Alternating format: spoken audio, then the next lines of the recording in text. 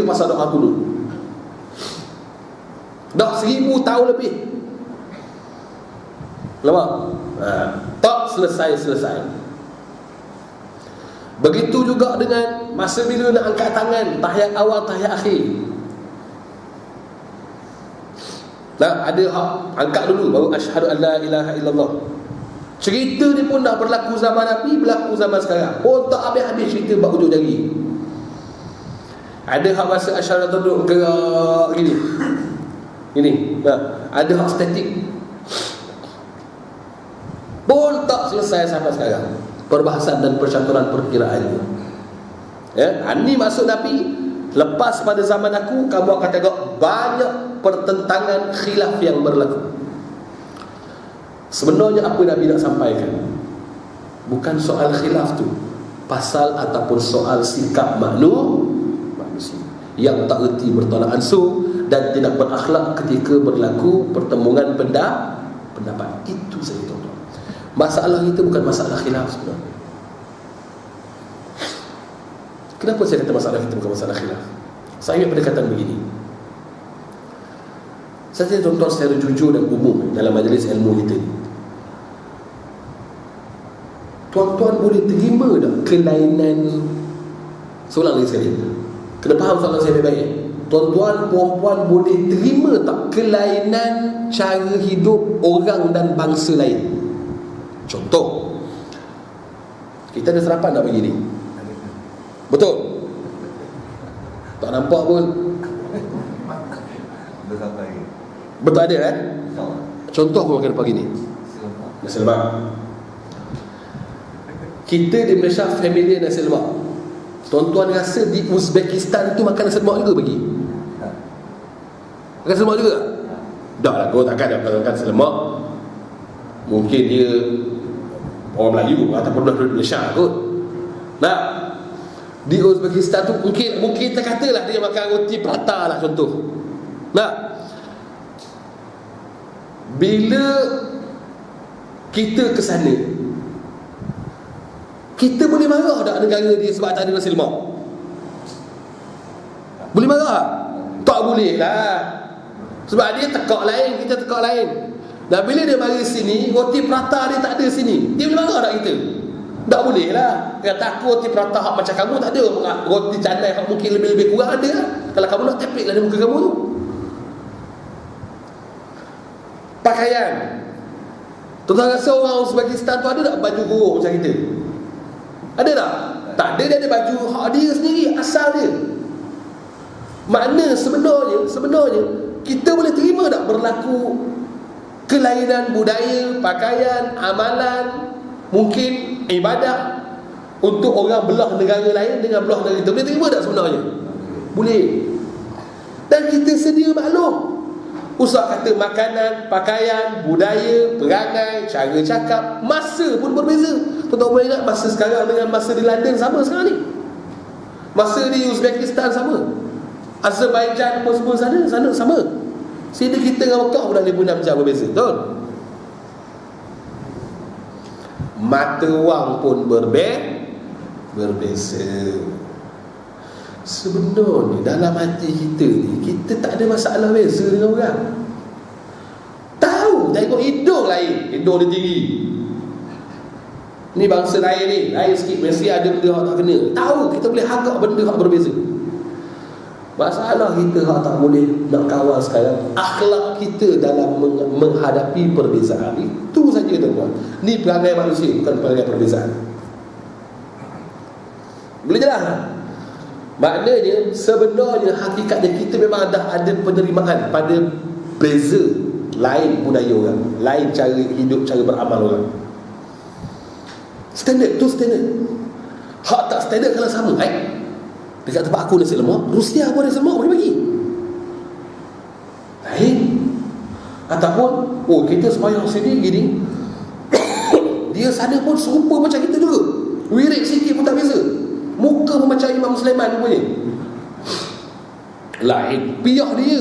Tuan tengok pihak orang Turki, pihak orang hak saya sebut Azerbaijan, Uzbek semua tu.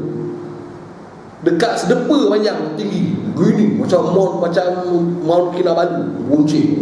Itu Tajam. Siap balut plastik keras lagi. Macam pihak Sultan Muhammad Al-Fatih pakai suami. Waktu balut dengan plastik keras. Pihak lagi berat daripada kepala serban. Kita biasa tengok budaya gitu. Sedikit pelik, tapi boleh terima. Dia bukan orang kita. Orang kita pakai pihak lebih tayaknya. Tapi di saat kita menghadapi perbezaan tersebut, ada perangai-perangai manusia yang berakhlak dengan akhlak yang tidak baik. Kalau dia kata tak apa, kamu dan kami berbeza, kamu buat cara kamu, kami buat cara kami, tu okey. Ni dah mula ada hak berani kata cara kamu ni ditolak, kamu akan masuk neraka. Jadi gitu. Dah hak betul, cara kami saja. Mana senang cerita, kamu makan roti prata tak betul. Bukan cara manusia makan roti. Mana kamu nanti masuk neraka. Hak betul, makan sebuah roti canai saja. Ibarat gitu lah kita kata korang. Kita boleh terima banyak perbezaan. Kenapa kita boleh raikan perkara yang memang ada khilaf di dalamnya? Sama juga dengan makanan, sama je. Fungsi makanan untuk kenyang. Dan kita orang Islam wajib pilih makanan yang halalan thayyibah. Halal lagi baik, lagi bersih. Asalkan ada 2-3 kategori itu, halal, baik, bersih, tak mudarat. Makan walaupun berbeza, makan asalkan kamu kenyang. Jangan makan tak kenyang-kenyang sudah, mana kamu bela saka tu. Cara aku, saya pergi ke Nepal, dia makannya rumput-rumput celah-celah gunung. Allah petam saya nak makan. Tu je makanan dia. Roti semua tak ada. Pegunungan Nepal Himalaya tu, dia ambil rumput-rumput hak lembek-lembek kaki gunung hak sejuk. Macam lumut-lumut bawa roti. Makan. Bagi dia macam makan pizza. Jari. Itu pun dia nak juga jari kosong. Macam betul-betul macam Popeye makan spinach. Bagi dia meriah lah tu hidangan terbaik dia kata untuk tetamu.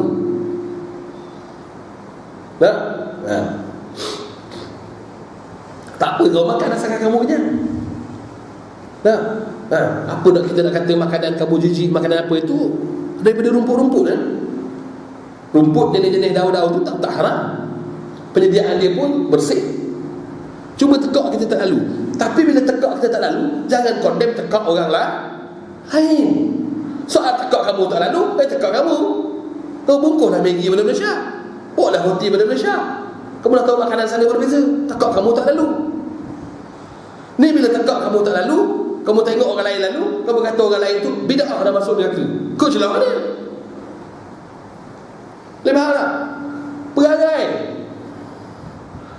hak orang punya tak diubah dah. Sama macam qiraat Al-Quran.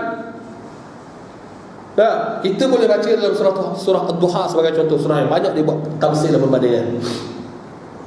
Kita baca walal akhiratu khairul laka minal ula.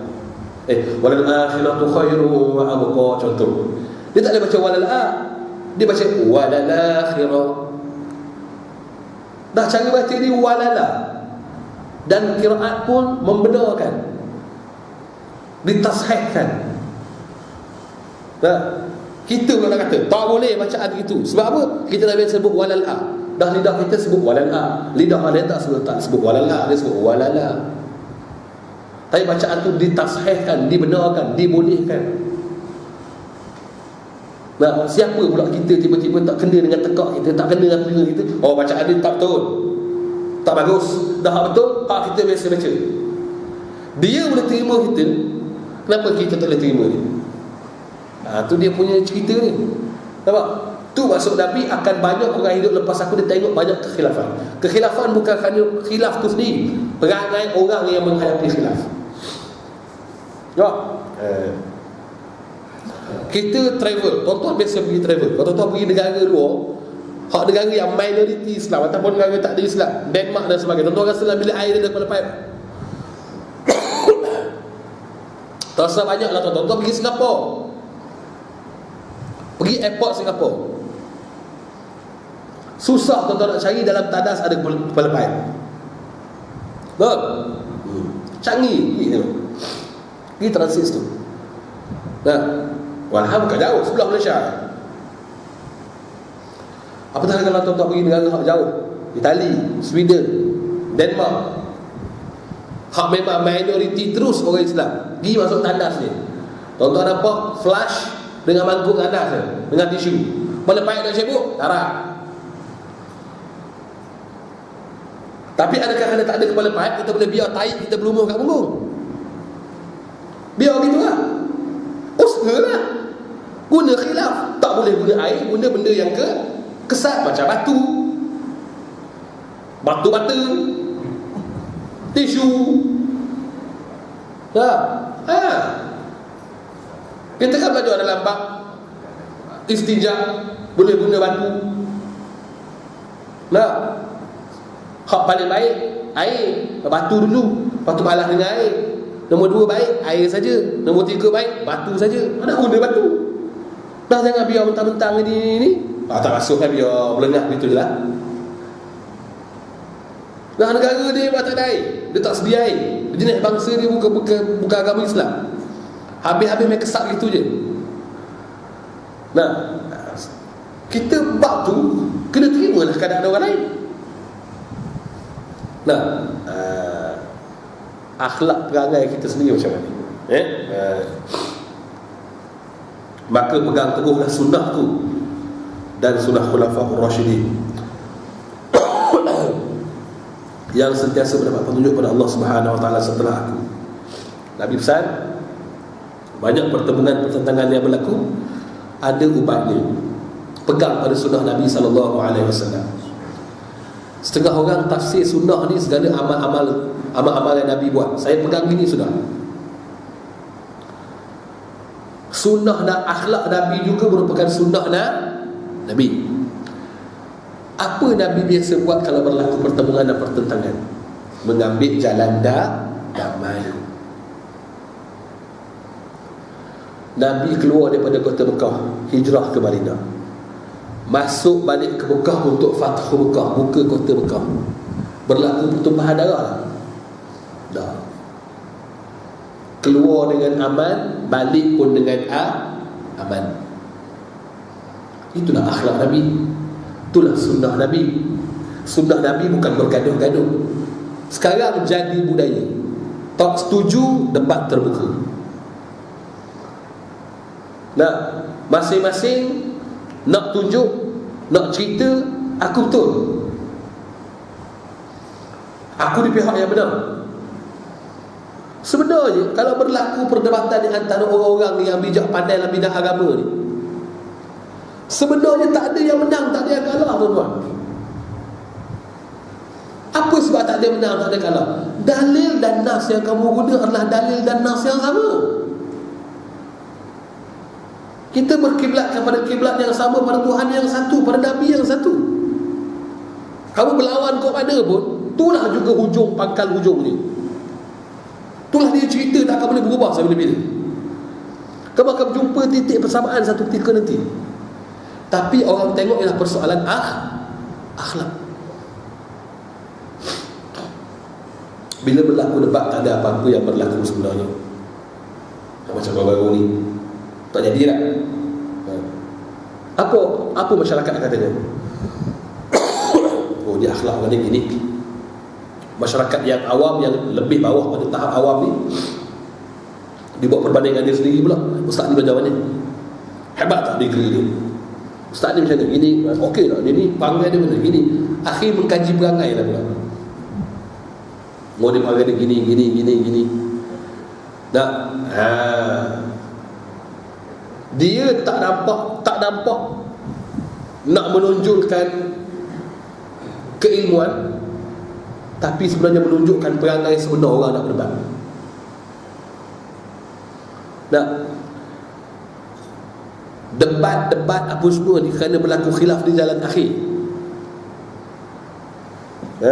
Dan benda ni tidak akan berlaku kalau kita dalam negara kita ni boleh berakhlak dengan akhlak yang baik bila berlaku perselisihan pendapat sesama kita. kita.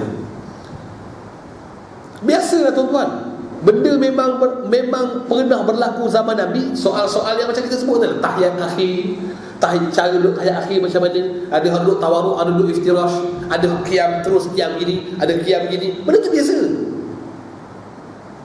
Kenapa sekarang baru nak dicokil-cokil benda tu? Dah kamu selesa gini, buat gini. Dah kalau lurus gini, ada tak? Ada, jual balik. Cuma nampak jangka sikit lah kalau buat gini. Allahu Akbar lurus gini. Nah, tapi sebenarnya sah pendapat Imam Malik. Nah, cuma kita bukan nak beramal hak pelik-pelik tu, agak-agak tepat je lah. Buat gitu di kampung-kampung, orang tengok je. Nah, takut orang tengok tu sampai dalam semayang pun orang tengok. Allahu Akbar. Begitu. Nah, nampak pelik. Tapi sah. Dah tak sah salah orang tengok kita pelik. Kita kena faham jugalah. Sama macam kalau kita pergi, macam kita pergi luar negara. Tuan-tuan pergi luar negara, pergi ibu negara ni, okey lah. Nah, tuan-tuan pergi masuk ke kampung-kampung pedalaman dia, orang peribumi dia, orang peribumi di negara Denmark, orang peribumi di negara mereka, contoh. Tengok tuan-tuan pakai dia pun pelik tuan-tuan kan. Yang benda ni hak jenis lautan Amazon semua tu, Brazil semua tu. Hak jenis makan orang, kanibal. Nah, tu tengok kita pelik tak? Pelik. Nah, jadi jangan buat hak lain pada dia. Nanti dia tengok pelik. Apa orang ni pada mana? Biasa tu, orang kampung. Nah, macam kita sini juga nak buat benda pelik di kalangan orang-orang yang memang tak terdedah dengan benda-benda pelik, tapi nak tunjuk orang kita ni pelik. Jadi tak sah nak buat perangai gitu. Tu cerita ni akhlak lah maknanya. Dah kena pandai letak diri tu di mana awak duduk. Kalau orang dah biasa beramal begitu, orang tak usah tukar-tukar dah lah. Nah, ni hak kita tukar, hak kita sibuk cantas, sibuk apa, hak Yasin malam Jumaat. Nah, apa nama talqin, tahlil, hak kita sibuk. Benda-benda gitu je hak kita nak berlawan sama kita. Orang sembahyang sunat 2 rakaat sebelum Jumaat dipersoal. Hak makan cendol ketika khatib berkhutbah, tak ada orang lagi panggil suruh masuk. Tak, masjid-masjid hak di luar ada orang perempuan menjual kopiah, jual minyak hantar. Dah lah mari lambat. Singgah pula tu, tapi pagar masjid tengok ada orang jual kurma, jual minyak zaitun. Banyak yang jaga luar masjid, tapi orang perempuan lah berniaga jual. Jaga situ, suami masuk dalam lah. Dia baru masuk. Dah lagi test minyak hantar tadi. Wangi ya? Minyak wangi kot, tanya benda bodoh wangi. Nah, patut khatib khutbah tak ada masa dah orang nak beli minyak wangi. Masuk terus pergi sembahyang. Kan Nabi kata transaksi yang ketika tu dah jadi haram. Hak tu sekor pun tak nak tegur. Patut tak boleh berlaku transaksi. Masa tu lah kamu nak test kurma, ajwa original. Kalau kamu nak test kurma, bagi setengah jam sebelum azan. Testlah kurma satu-satu. Test segala jual sekali. Nah, benda tu tak ada orang cerita. Hak sembahyang sebelum lepas azan pertama, nak tanya, ada ke sembahyang ini? Dah dia sembahyang je pun. Ya dia dah sembahyang. Ada dua cerita orang sembahyang masuk neraka. Benda-benda begitulah tuan-tuan. Nah, yang nak dibangkitkan akhir mendatangkan keresahan. Sembahyang tarawih lebih daripada 8 rakaat. Rod, ditolak terus sama sekali. Macam mana tuan-tuan? Dah boleh berapa? 8 rakaat saja. Hak paling afdal tak ada rakaat langsung. Tu hak benar. Makin lama makin sikit dikikis.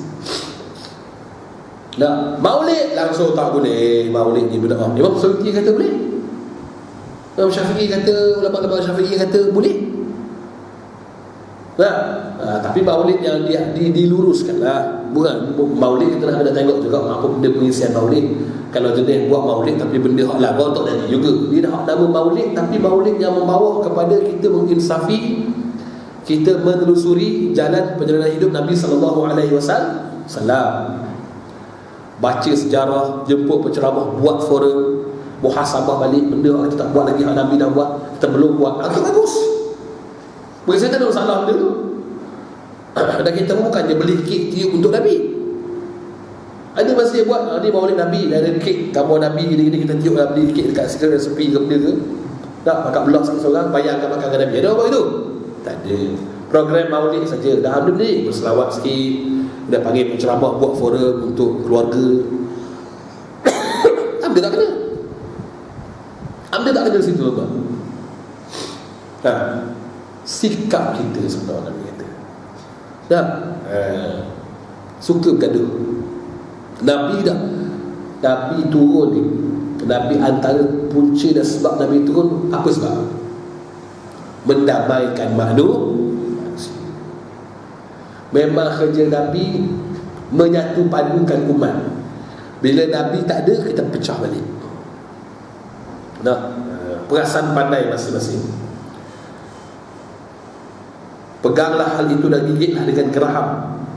Hindarilah hal-hal baru dalam agama yang direka-reka. Hindari hal baru dalam agama.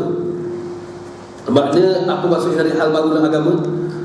Yang memang Nabi tak buat, Khulafa Ar-Rasyidin pun tak buat, ulama-ulama muktabar pun tak kata benda ni sah dan harus ataupun benar, main reka sendiri. Itu maksud benda baru dalam agama.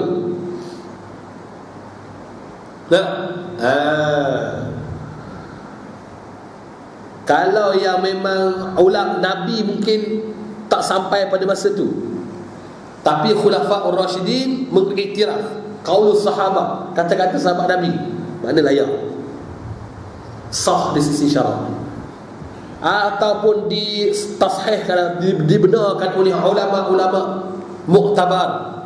Imam An-Nawawi contoh, Imam As-Suyuti sebagai contoh, Syekh Atiyah Saqar sebagai contoh, Syekh Ramadan Buti sebagai contoh, ulama-ulama yang terkini.